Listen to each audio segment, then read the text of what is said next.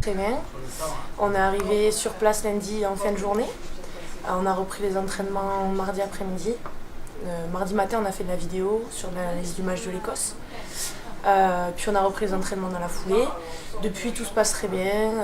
On y met une bonne intensité, un bon engagement. Il y a du travail qui est sérieux.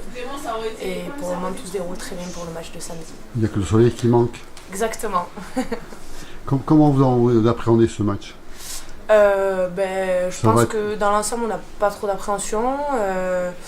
On s'y prépare bien. Donc, comme on s'entraîne, comme on joue, le match devrait bien se dérouler. Si on y met les bons ingrédients et qu'on respecte le projet de jeu, il n'y aura pas de souci. C'est pas le principal adversaire de l'équipe de France?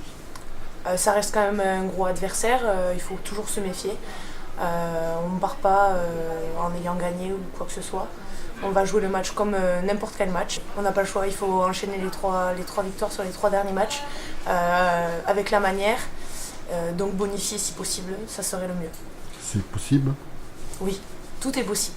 Si on y met les ingrédients, l'envie et qu'on y respecte le projet de jeu, je pense qu'on a un très bon groupe, un très bon état d'esprit et qu'on peut vraiment faire quelque chose de bien.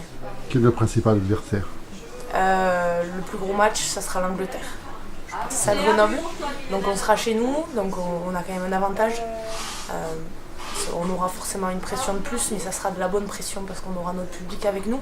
On attend vraiment beaucoup ce match et on espère qu'on aura une belle victoire. Et comment est considéré aujourd'hui le rugby féminin au niveau national? Est-ce qu'elle est toujours un peu en arrière du masculin ou est-ce qu'il est bien intégré? Il est forcément considéré différemment parce qu'on n'est pas professionnel, donc on n'a pas les mêmes attentes au niveau des clubs et on n'est pas vraiment dans les mêmes projets que les garçons. Après, il prend vraiment de l'ampleur. Il y a beaucoup de choses qui sont mises en place pour nous et pour que le rugby féminin se développe. On le sait, on le voit et c'est vraiment bien pour nous. On essaye de prendre tout ce qu'on nous donne et de le mettre au profit pour gagner des matchs. Vous voulez être les ambassadrices de ce rugby-là? On essaye d'avoir un petit peu ce rôle, tout en restant humble, mais toujours avec l'envie de gagner des matchs. Très bien accueilli, on a des belles installations. On a la chance de pouvoir s'entraîner toute la semaine ici à Bastia, donc dans de bonnes conditions. Donc on espère qu'on va pouvoir présenter un beau match. Il manque que le soleil. C'est pas grave, on se l'imagine, tous les matins se réveiller avec une telle vue, c'est pas très grave. 2 matchs, 2 victoires, l'Italie qui arrive, hein. Le Grand Chelem est en vue. Pour avoir joué beaucoup de tournois destination, chaque match est très très important. J'ai déjà perdu contre des nations entre guillemets plus faibles, donc c'est vrai que jusqu'au dernier match, on ne parlera pas de Grand Chelem. Lors de la dernière Coupe du Monde, vous avez été citée parmi les meilleures joueuses. Ça vous a inspiré quoi?